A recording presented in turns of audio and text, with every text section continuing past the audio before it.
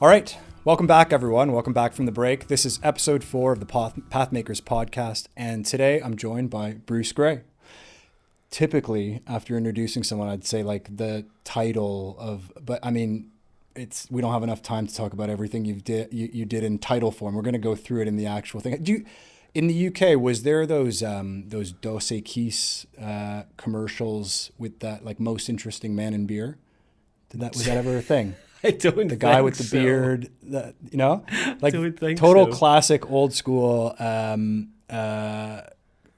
advertising was probably from the 2000s, let's say. Anyway, I kind of classify you as that person because you've done literally everything in this business, I think. So I'm really excited to get into the chat. But in the simplest introduction, Bruce is now co-founder of Left-Handed Giant alongside Rich and Jack. And previous to that, worked in had a wholesaler and started the BrewDog Bars. So we're going to get into that. I think that's where we're going to start. If that's cool with you. We can do. Well, thanks for having me. I appreciate it. No problem. I'm a jack of all trades, master of none. Is that the? I don't know. Is that the term? I think that's far from true. I think everyone's going to figure that out by the end of this. Very modest, man. So BrewDog, as I understand it, you started at BrewDog before the first bar was open. Is that right? Yes. Okay. And you were brought in as an ops director, ops manager? No. So I was brought in as the first manager of the very first bar up in Aberdeen, underneath who was then the ops manager. I was brought in as the general manager, but quickly developed. It was a funny situation actually because I got brought in maybe 8 weeks before the first bar opened, and then Mick and I ran the fit out, the employment of the team, and he was going to be the guy that was the boss. He was going to be the ops manager of the BrewDog have a lot of ambition. The bar chain was always going to be global.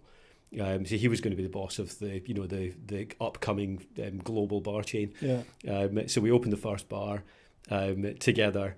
And I was going to be the GM there, but in the first week of operating that bar up in Aberdeen, he took a phone call within the bar, looked quite stressed about it, went out the front of the building. I could see him through the window having this a obviously quite serious conversation, and he came back in and said to me, he was in Aussie, so he was like, "I've got to go back to Australia," and I was like, "When?" And he was like now.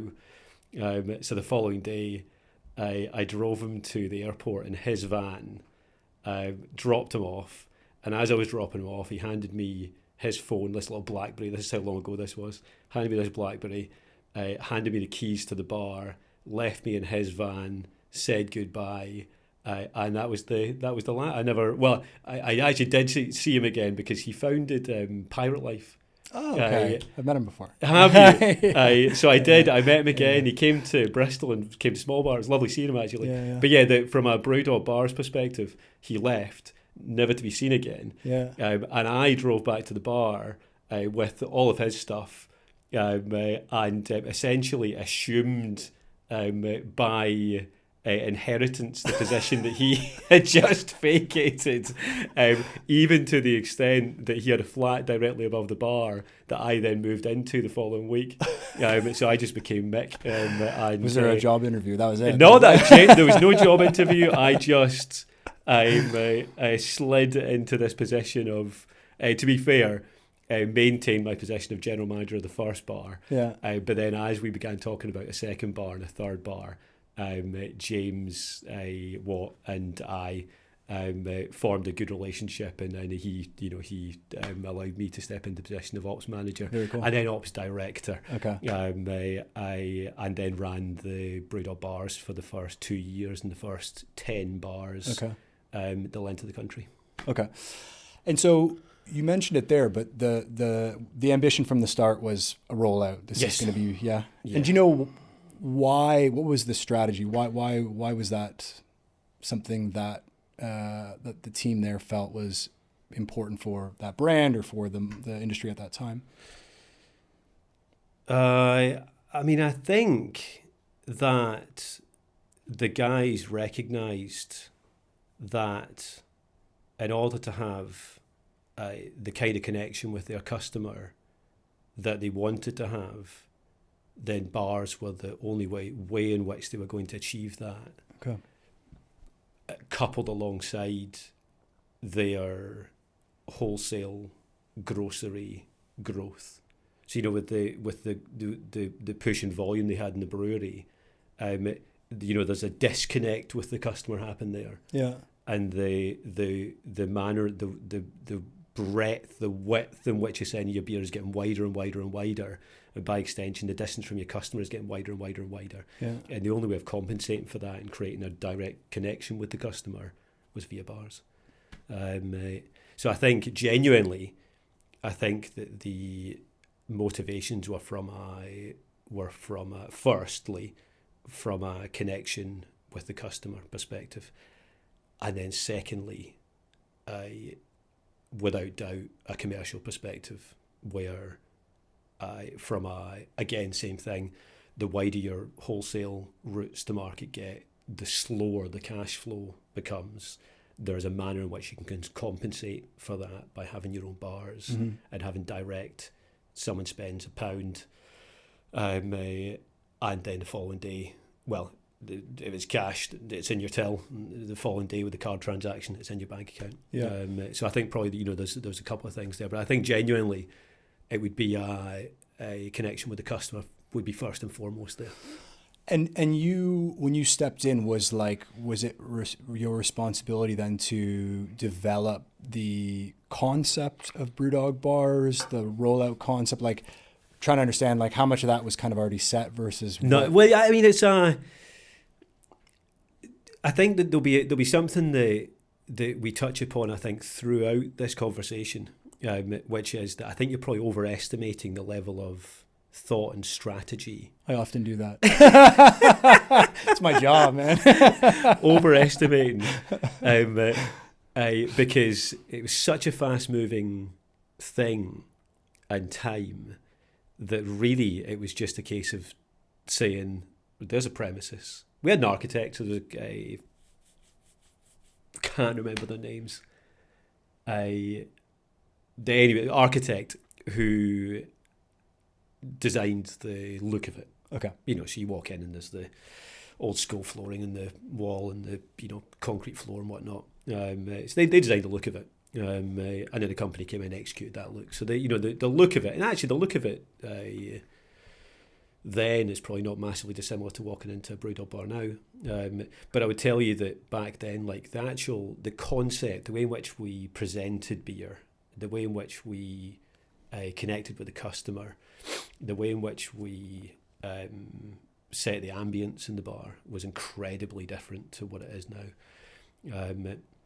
And that was probably to do with the fact that I followed the same strategy as I've followed ever since, which is to find good people and then try and give them a great deal of autonomy. So those first 10 bars were all, you know, they all looked quite similar from an architectural perspective. Obviously, each building had their own individual, unique little things about them. But largely speaking, I would find a great manager, put them in there, and then give them, you know, quite a lot of freedom as to how they executed the actual offering within the premises. And we were moving so quickly. I opened 10 bars over the course of just under 2 years. So, you know, the time that I could actually spend in that bar was limited. I'd be there through the fit out and then through the opening night and opening week, but I really had to step back and let them do their own thing and have a lot of trust that they would do a good job, give them a lot of empowerment, autonomy to make big decisions and push the thing forward. Yeah. So those first 10 bars were, if you went to each one, you would see individuality to every single one. And one of the reasons that I left that job is because I recognised that in order for it to become the company that they want it to be, hundreds of bars, global, there was no way you could continue that strategy and have consistency. And it had to turn into more of a cookie cutter type of operation where you have brand parameters, you have a real set rules and what people can and can't do and how the thing should look. So the concept in which it's developed into now, which you can walk into a bar in Bristol or Bath or Edinburgh or somewhere else in the world and find a very, very, very similar concept. Yeah. It wasn't the one that I built. So speaking of over-analyzing strategy in retrospect, one of the things I mean, obviously, if you look at BrewDog Bars today and you speak to a lot of people, there's a lot more negative perception than before, right? But I mean, like, I personally feel like I can't overstate how instrumental that was in building craft beer. Yeah. Because I mean, for a lot of people, myself included, at least within the UK, obviously in North America, it was different. But, you know, my first, like, let's say proper beer experiences in the UK came into London. A friend of mine took me to the BrewDog bar, and then obviously I got to learn other things. So the other thing is I live in Italy now, and if you look at a lot of markets like Italy, Spain, the problem they have, it's almost like if you go back 20 years ago in the UK, there's no route to market, right? And part of the reason there's no route to market is because you have like wholesale is dominated by the big folks, and we'll get on to wholesale next. But part of the reason too is you've got to create the demand, right? So if you create enough demand, then there's room for wholesalers. And if you and how do you do that? The best way you can do that is by connecting directly with your customers in your bar. And then there's the commercial aspect. And so I think, you know, a lot of what came within the UK, and obviously I wasn't here for a lot of this, but I look back on it and it's like, this was quite an instrumental part in bringing more people into craft beer and almost creating a momentum that was enough for wholesalers to have a business, for, you know, bars to start stocking this on tap, et cetera, right? So yeah, anyway, I don't know, like, that's part of the reason why I ask about the you know, those first few bars and the strategy of staff, because, you know, obviously at that point in time, you're almost like creating individual communities that are all about bringing people into this brand and into craft beer. So it's very interesting. I heard that I heard you talk about that on either an article or previous podcast. And so I say all that, but I guess the real question to you is here: does that all make sense, or do you see it that way? Obviously, it might not have been what was thought of at the time because, you know, you're just doing things as you say. But is that reflective of what you think BrewDog Bars have brought? Yeah. Okay. Yeah. The bars and the company now is one thing, but the foundation that the bars and the company laid for the UK craft beer scene, I mean, that can't be denied or underestimated. Okay. Maybe I'm biased there because I was clearly heavily involved in the foundation of, you know, the early part of the bars. But I don't think I am. I think it's like, you look at 2015, if you looked around the scene, almost all of the prominent breweries that were starting up or operating at that time were either populated by ex-BrewDog or BrewDog Bar staff or influenced by BrewDog. So everything that was happening then was off the back of a wave that had been generated from their ambition, drive, enthusiasm, and willingness to put themselves out there. Okay. And actually, it should never be.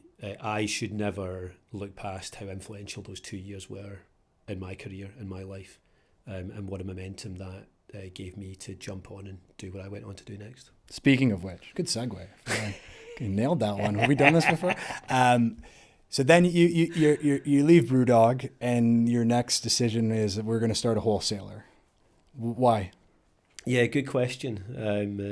Why on earth would you choose to do that? I don't mean it because I know you're framing it that way, but I actually, you know, I don't. Because I tell you, the being a wholesaler, they get a lot of flack, but it is the hardest.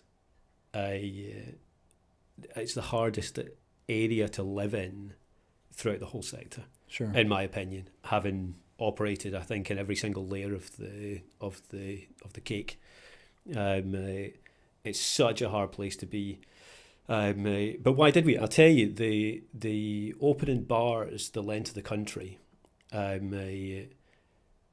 one of my jobs was to ensure that we had on the boards of a bar in Manchester breweries. Yeah. And on the board in the bar in London, London Brew. Actually, the first place I met Jasper was in the BrewDog Bar in Camden. Oh, when by we the way, opened I that. spoke to him yesterday and he said to say hello to you. Yeah. So, I went to the places now and I tried to go around and meet all the people who are making great beer in the localities round about the bars. Yeah. And it became apparent to me that there was this like bubbling under a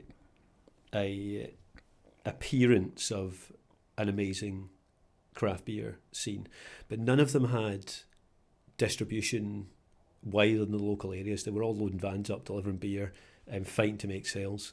You couldn't find Camden Town in Scotland. So you could go to localities and you could find what I thought, just to jump backwards slightly, one of the real benefits of my time at BrewDog 2 was that they sent me to America 2 or 3 times to go and see bars, to taste beer, to really take in the scene across there. And I was able to be inspired by the various different mature beer scenes that I was experiencing across there. Yeah. And I could, when I was travelling the length of the UK, opening different bars, looking for great breweries in the localities of the bars that I was opening,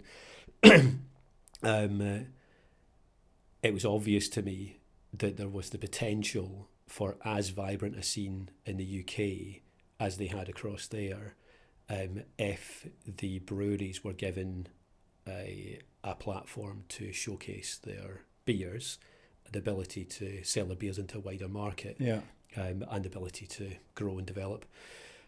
So Craft Centric, which is the wholesale company that Chris Mayer and I set up in Scotland, which became a new wave, it is essentially a new wave now, came off the back of Chris doing...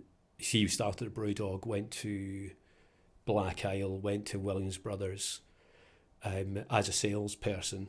I'd obviously worked the length of the country running craft beer bars, and the two of us sat and had a conversation about Scotland, craft beer in Scotland, specifically because we were based in Edinburgh. The two of us were good friends, are good friends, and I think it was obvious to both of us there was an opportunity to help develop the craft beer scene in Scotland, at the same time as give these wonderful breweries that both of us knew the length of the country a wider route to market and platform, an area that they did not have a platform already, and obviously selfishly give us a thing to quit our jobs for and set our own thing up. Yeah. But I think the two things, so the hanging bat obviously was part of that conversation and journey as well, because I think with looking at that time and our decision making at that time, the bar attached to the wholesale company, I think, has to be part of that conversation. Okay. Because we wanted a bar, wanted a great craft beer bar, wanted somewhere that we could go to within our locality that was like laser focused on showcasing the best craft beer you could find within the UK, and further afield to a degree, but primarily it was about showcasing UK craft beer. So the bar was like the front and centre of it, and then the wholesale bit and behind it was like the ability for us to bring that beer up to Scotland, to have access to it, to showcase it in the hanging bat, right? And sell it into the wider market. So there was like, I think it was two things side by side. I think just a bar at that point wouldn't have hugely excited me, and just a wholesale company at that point wouldn't have hugely excited me. But the combination of those two things, I felt was quite, we felt was quite powerful. There's going to be a bit of a theme here with you and building like little business ecosystems between different. That was the first run at it. So, okay, let's say fast forward a little bit of time, Craft Centric is running, Hanging Bat running. Like, do you feel like you were able, kind of, that vision that you saw and the reason to start it, do you feel like you were able to deliver that? Yes. Yeah. In Scotland, the buy-in to it was immediate and enthusiastic. Okay. From both the customers of the Hanging Bat and the bar bottle shop customers buying into craft centric. So I mean, immediately that grew to, we were turning over, would have been over £2 million within the first year. It was like from nothing to like a meaningfully sized company. So it immediately proved that there was like the thought, the concept, a bared exposure to reality, with great success. Okay. And we could both look at it and be like that was a good idea. It was executed well. It's the right time, the right place, and people are buying into it. So wonderful. Really good. And then I guess if you taking like 10 steps forward here and we look at, because like you started at the beginning, wholesale is tough. Obviously there's a lot of talk about, well, I mean, it's tough for everyone right now, but obviously wholesalers that do sit in that kind of small size of the pie. So this is a loaded one. You ready for this? Like, how has it evolved? Like how from that point, you're talking about like, that's, all this excitement, this is happening. Like how have we gone from this to today? What is that? Like, what's happened? What does it look like? Oh, my days. Yeah. Can break that one down if you want to know. Well, you mean from a wholesale and bar perspective, or you just mean more from the wholesaler side of things? From a wholesale, we speak a little bit about bars. Yeah, I mean the competition has amongst wholesalers. Has developed hugely. Okay. So going back like craft centric, there was no one else selling the beer that we were selling in Scotland. Then when I moved to the southwest. And set up big beer distribution in Bristol, no one else was selling the beer that we were selling in the southwest. And even when because I travelled from there wholesale wise, 2012 would have been craft centric, and then mid 2013 moved out to Bristol. It was the July the 1st 2013 when I first signed out a stock list for big beer distribution in Bristol. So this is 13 years ago. And my intention down here was to sell beer Bristol, M4 corridor, across to Cardiff, and then hopefully develop down into South Coast. Okay. So you've got that, M4 being like really but even going across to London, there was very few people that were selling the kind of beer that we were selling, and even within London at that time, there was very few breweries. So it was like the competition was just so much less. Okay. And then by extension, the price you can charge, the margin you can squeeze out of that is a little bit higher because competition is less. The enthusiasm for the product is extremely high because it's new and exciting. Not huge amounts of it in the market. Demand without doubt outstripped supply.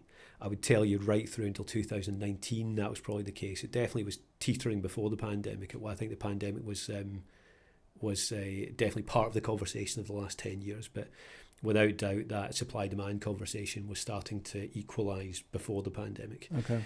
But the amount of wholesalers, people who have seen the opportunity, older wholesalers who have jumped onto it with professionalism, have logistics, finances, the ability to do it well, has increased. And there are small wholesalers who have seen the opportunity, are excited about craft beer. There's just more of them. Okay. And then supply chain costs have gone up, but the customer's expectation of price has not gone up in line with it. So the bit in the middle, that margin for the wholesalers was already small, gets smaller and smaller and smaller. So even more pressure on the smaller guys who don't have big brands to lean on with big volume. Yeah, and big listings. It's a totally different place from a wholesale perspective now than it was when I was doing it through those early years. Okay. And then you started, smaller bar. So I was going to say left-handed giant, I mean, really it starts with small bar first. But when you when you started Small Bar it was with Jack, right? What was it? So Jack was the general manager of Small Bar. Got it. Okay. On day one. Yeah, I was gonna ask when you started Small Bar, did you kind of know that you were going to become a brewery as well? Yeah. Certainly the first business plan for Small Bar was to have a 10-barrel brewery. Yeah. It was the first business plan was for a bar round the corner from Small Bar, that quite a big basement. Okay. I'd been to the Cock Tavern. They've got a brewery and had, maybe still do, don't know, had an incredibly small brewery in the basement in London. When I was building the business plan for it, it included putting a 10-barrel brewery into this basement of the bar that we were supposed to go into. Now, that really was the concept was wholesale. Across the M4, as I've already said, so wholesale across the areas I've already talked about. Have 3 bars, small bars, one in Cardiff, one in Bristol, one in London, and then have a brewery that serviced those bars and a little bit feeding out through the wholesale company. Okay. So not a full-on commercial brewery. Certainly the foundation of the business would be from the bars. Yeah. The wholesale company would be feeding those, and then the brewery would be adding some excitement, interest, real buy-in for the team, so they've got their hands in something. Yeah. But the brewery was never supposed to be the scale and size that it's developed into now. But Rich was the key ingredient there. Jack wanted to set a brewery up. I had already set the wholesale company up and the bar up, so the route to market was there. Yeah. But we didn't have the skills to make beer effectively, or to a high enough level that I would be willing to put it on our stock list alongside all these other world-class breweries. And the addition of Rich into that conversation kind of changed the game. So once Rich was part of the conversation, it opened up the door for Left-Handed Giant, a commercial brewery, to be a possibility. It's interesting how all this stuff is so connected, because I mean, that's, you say that at the end there, but it's such a critical point, because I mean, you're there every day with consumers slinging the best beers in the country, and like, you know, if you're going to go out and become a brewery as well, you because of that ecosystem, like, we've got to be at this level. You set a bar, and same with the wholesale thing. It's like everything is so connected, which is super interesting, and something you only really get when you have a business that has several different components to it, right? So you've got the bar there, you're opening the brewery in, so you decided to do the brewery. At first you were doing like Cuckoo Brewing, and then you went in, you did the brewery. At that point in time, so let's say after brewery, Small Bar, was it just Small Bar still at that point? Yes. Yeah. Like, did you see yourself as a brewery, as a hospitality company, or something entirely different? I think I saw ourselves as the only answer within what you've said is entirely different. Okay. I think I saw it as, and this was part of the strategy. So this was part of the strategy, was build something that had its hands on each part of the production, wholesale, a execution, bar, handed across the customer. And I think that it doesn't take a genius to recognise that the combination of those things has got to be stronger than any one of those on its own. So I always wanted to build a small company, build something that was small, had strong foundations, had profitability, could focus on the environment that the people worked in, and the environment we provided for our customers. So the quality of what we were doing rather than the growth of what we were doing. Yeah. And I felt like the combination of those things provided us with the opportunity to be more in control of our destiny, to not be caught in a continual growth loop. Yeah. So yeah, it was like I think something different, like something that covered the top to bottom of it. There's still a lot of people in this industry. I mean, I speak to a lot of people that, at the end of the day, I guess one of the differences in your story is, okay, you you were at BrewDog, then you do the hanging bat and wholesale with Chris Mayer, and you come down here and you've got Jack and you've got Rich. Like, in order to do that model, it almost seems like if you're a brewery, and that's what I was saying at the outset, is like there's a lot of people that I speak to that are the founder of a brewery, and they're like, I don't want to do bars because it's not their thing. Like, you're a bar person, right? And Rich is a beer person, and Jack's really good at a lot of things. So like, what would you say to that person today that's like, I don't want to open bars because I'm not comfortable. What is? There's a really good quote. I think it's Richard Branson, which I have thought of continually ever since I read it 20 years ago, which is find great people, set them free. Okay. And I think that goes to the BrewDog Bar story I was telling earlier on about, giving people autonomy and empowerment to make their own decisions. Yeah. It speaks to what we did at the way in which we managed Craft Centric and the Hanging Bat, and it speaks to how I have managed what we're doing here over the last 12 years. It's find great people, set them free. Finding great people is easier said than done, clearly. But if you can find great people, step back, give them the support, training, a platform to be the very best they can be, give them some autonomy, empower them to make their own decisions. I think more often than not, people can and will be far, far, far, far greater than you had ever any expectation they could be. So I think that answers your question. Yeah, 100%. Yeah, no.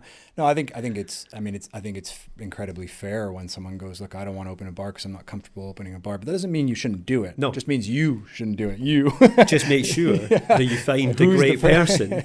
Exactly. And be willing to take your hands off the wheel enough to let them do what they're great at.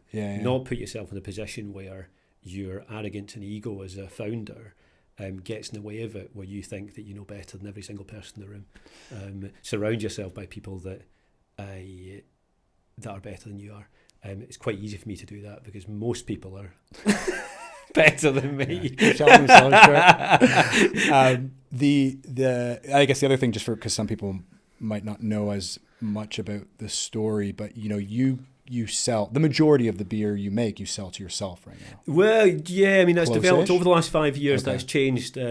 We will be slightly under 50% going to our own venues now. So we're certainly bigger now than we ever intended to be. We're about 7,500 hectolitres now.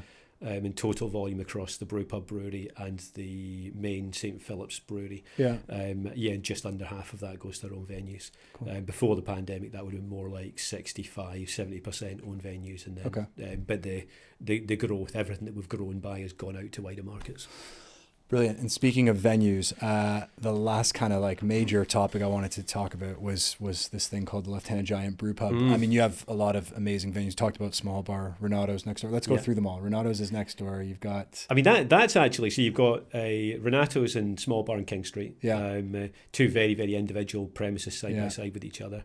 One's like old Italian. They are literally. I mean, for anyone that doesn't know, they're literally beside each other on the same street. And they share a frontage. Tables right in the front is wonderful. So you got Renato's pizzeria, craft beer, cocktails, late night at the weekends. You got a Small Bar next door, very specific craft beer focused venue. And then you got LHG Brew Pub, facing onto Castle Park. Big old brewery. It used to be Courage Brewery. George's Brewery before that. But it's like a 10,000 square foot, 3-floor, open frontage, looking onto the floating harbour. Just a huge, beautiful big old building. Its own bridge run across onto. And then we've got the tap room out in St. Philip's. We've got a couple of coffee shops as well, New Cut Coffee and Commune Cafe. That is it now. We've actually, just so we can be clear here, not everything always goes right. We opened 3 premises over the last year and a half over in Stoats Croft, and they've been not successful.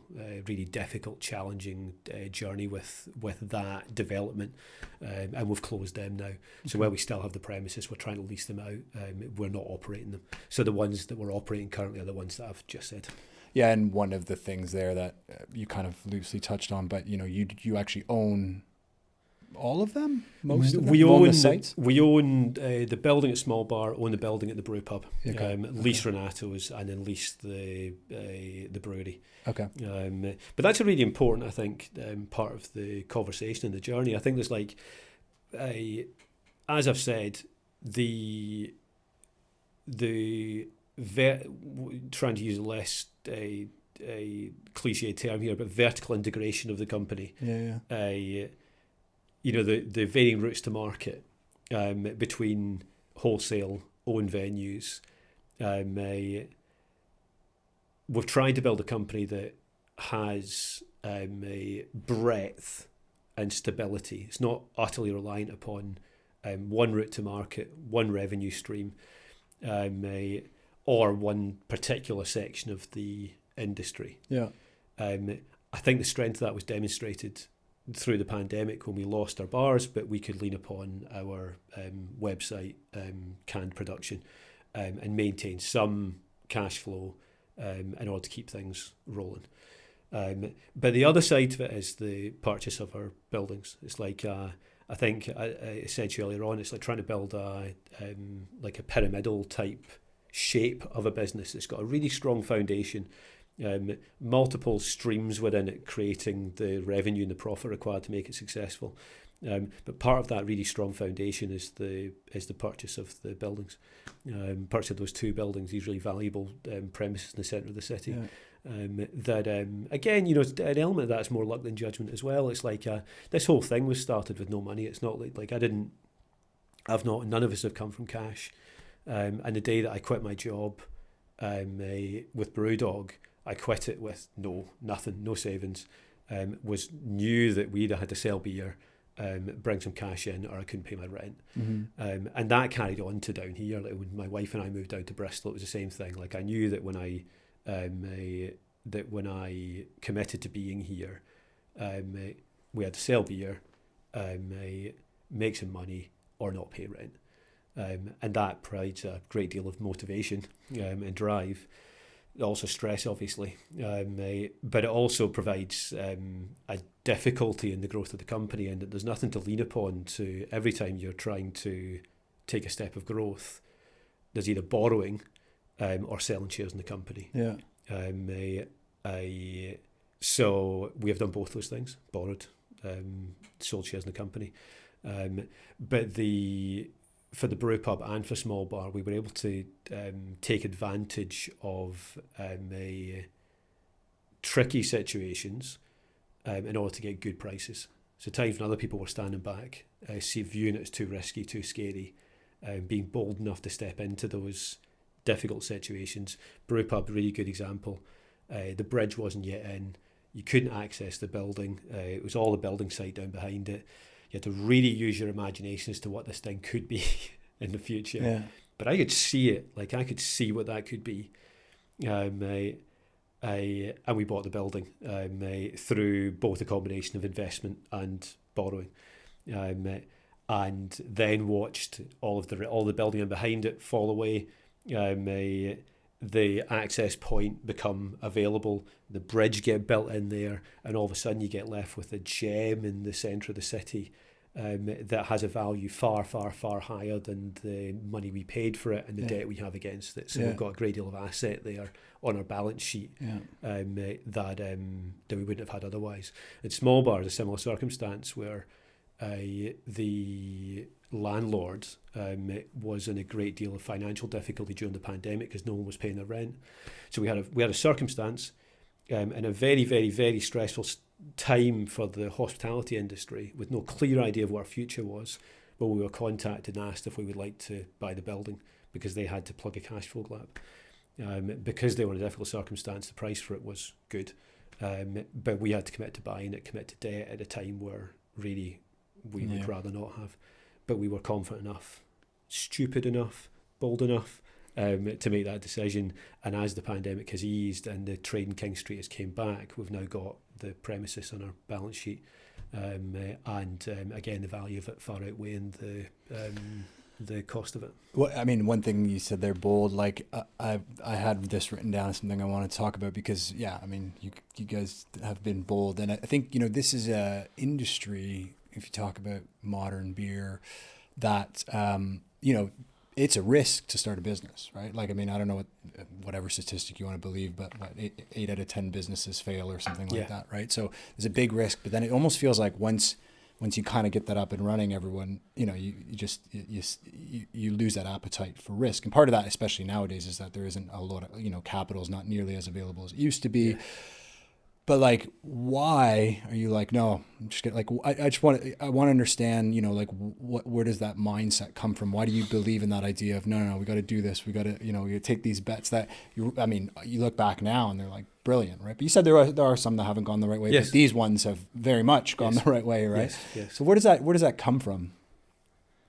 Why is that important, do you think?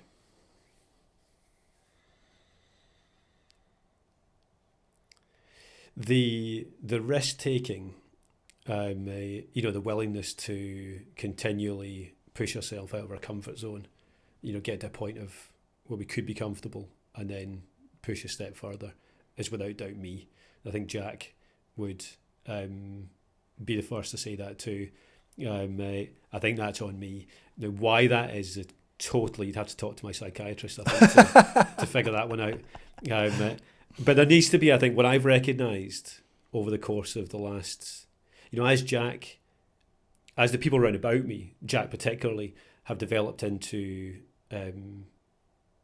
real business partners to me, rather than, back day one at Small Bar being an employee, and then a co-founder, and then developing into someone who is a real equal partner to me. And I've leaned on him, and he's leaned on me, I hope.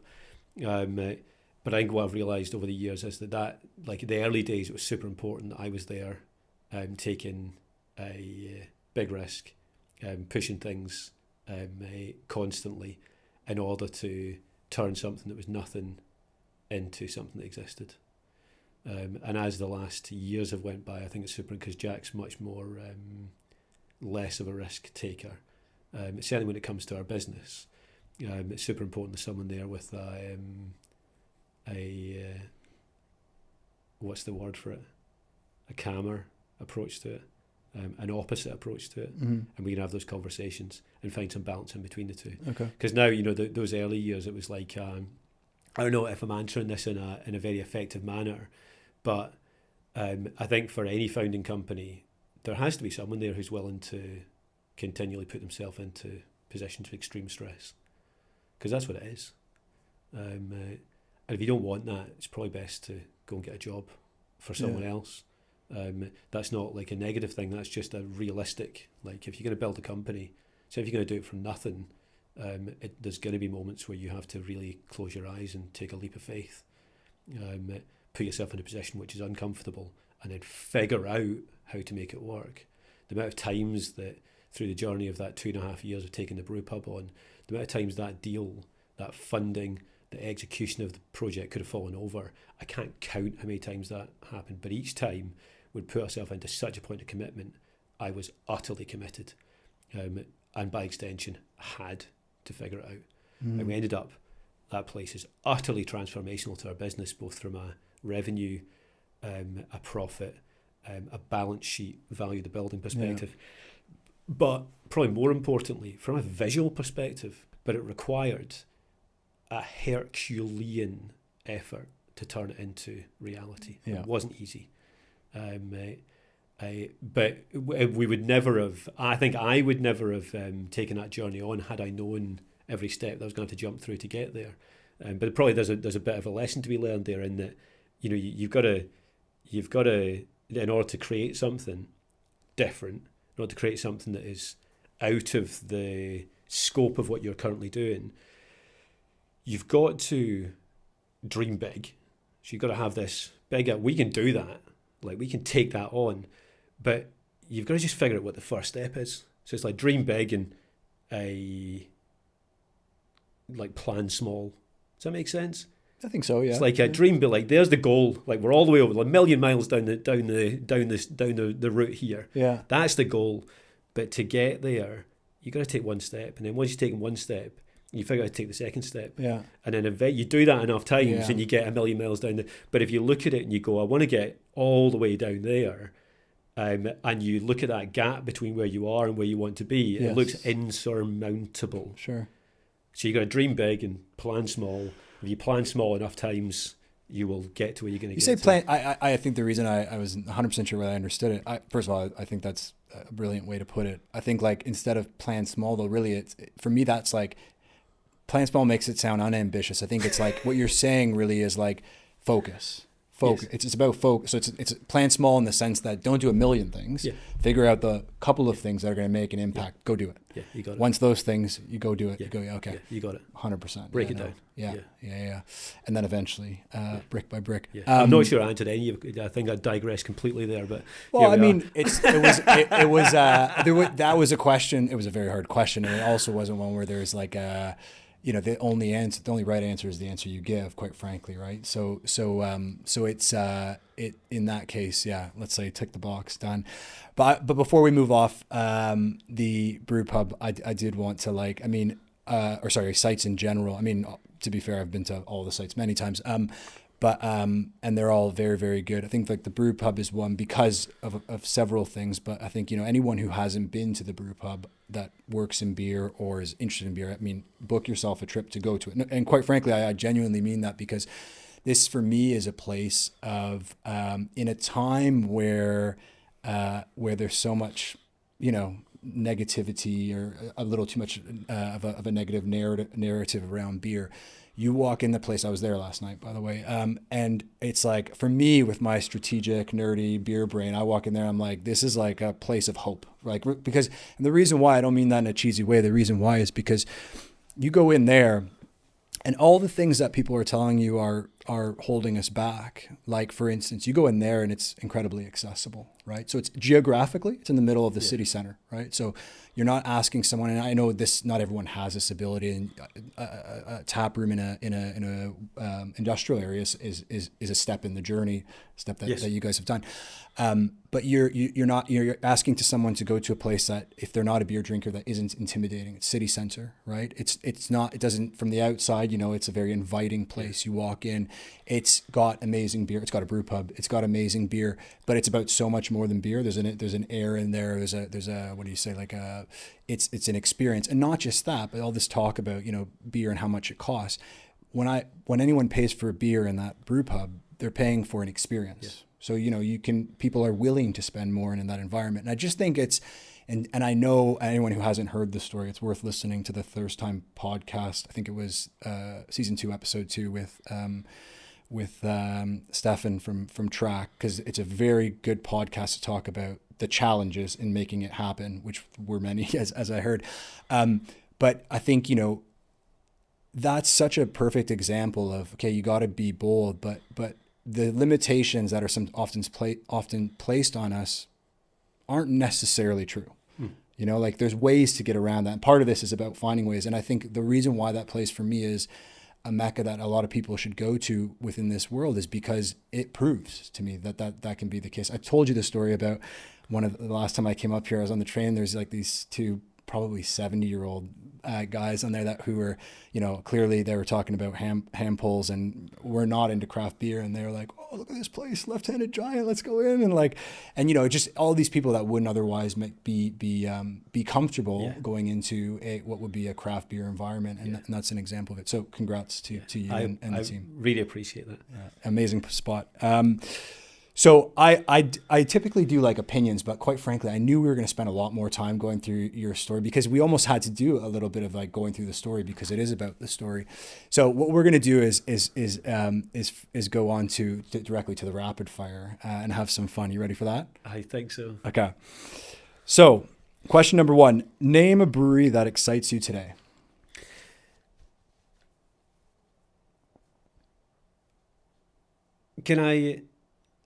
I'm going to be pretty boring here because there's and I'll tell you why. I'm going to say Verdant. They're good friends of mine. they're clearly people that everyone knows. I'm not telling the secret here. I'll tell you why though, because they have built a business that I hugely respect by buying a building, they've built foundation, by creating hype, like everyone cares about it. Like when you talk about craft beer in the UK, people talk about Verdant still. Yeah. By building a brewery with scale Mm-hmm. and profitability, at the same time as keeping excitement and hype, and then by introducing great and varied premises into their business, with a tap room, a seafood bar, and the other premises they've got around it. Every one of them is different between the pub. Like they've done something I think that everyone should aspire to, by building a business with great foundation and a great breadth of diversity through the way in which they approach their customer. And I think it's easy to, when you ask questions like that, look at new people, look at the next hypey thing. Yeah. And I think maybe I'm telling my age here, the length of time I've been in the industry, but I think it's important to recognise the people that have actually done something super impressive and built something that has long-term sustainability and foundation to what they're doing. Well, I think anyone can look at this, listen to this or watch this podcast will understand, you've got a very strategic mind on business, and so I think it's a perfect example of something that, again, at a time where there's a lot of people that are not doing well in the industry across wholesale breweries as well, but the importance of stability, building this business, this foundation that you talked about. Great example. Plus beers are killer, right? So. Yeah, absolutely. And great people. Name a brand outside of beer that has inspired you. Oh, that's a good question. Now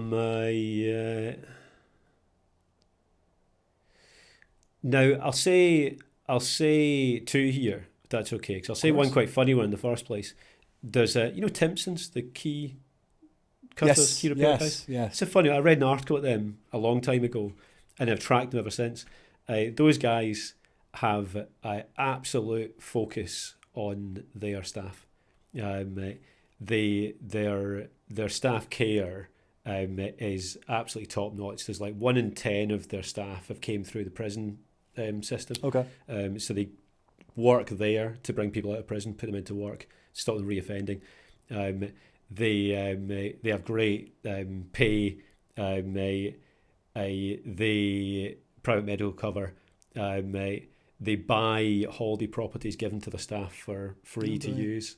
They have a real attention to detail when looking after their people. They've got what they call upside down management, which really resonates. I remember reading it. It really resonates with what I've tried to do throughout my career with treating our people. So they call it upside down management, and the way they refer to that is that their upper management is there to support, to enable their frontline team to be the best they can be. Okay. Not to tell them what to do, not to manage them, not to tell them off, to support them, empower them to be the best that they can be. Very cool. And I think that's a really lovely way of framing it. So I've always thought of Timpson's. It's a funny one because I think people see those stores and don't think much. It's just a key cutting service, but I think there's some depth to their ethics and the way they treat people that's important. Okay. Then the second one is it's probably a little bit of a cliched one, much like Verdant actually, but Patagonia, because I think there's probably a lot of people that would talk about Patagonia, because they are so clearly the forefront of the B Corp movement. They're the first B Corp and the leaders of that whole thing. But Yvon Chenardas, he's the founder of, I don't know if you know the story of Patagonia. He's a Canadian guy. Yvon Chenardas, my hero. Okay. From every perspective. I've read his book as well. Yeah. So I read his book like years and years and years ago, and I've referred back to it a number of times. So Let My People Go Surfing. A great book. Ethics, approach to business. His desire, I think successfully, to navigate a corporate life without being polluted by a corporate life. Yeah. To keep his soul, his zest for life, his joy, his ethics about empowering people. Actually, the title of his book, "Let My People Go Surfing," I think is quite, that tells the story itself. Giving people autonomy, letting them make their own decisions, supporting people to be the very, very, very best that they can be, and treat them like adults. Yvon Chenal's from another perspective, he is a mountain man. He has really executed within his life absolute high level athletic performance and kept himself fit right through into his later years. And he's coupled that, like, building a global billion-dollar corporation alongside being a great person, and focusing the profits from that global corporation into doing good, not into necessarily just enriching himself. Yeah, I think that's really important. Patrick, cool. Last one. One sentence you'd say to inspire others looking to create their own path.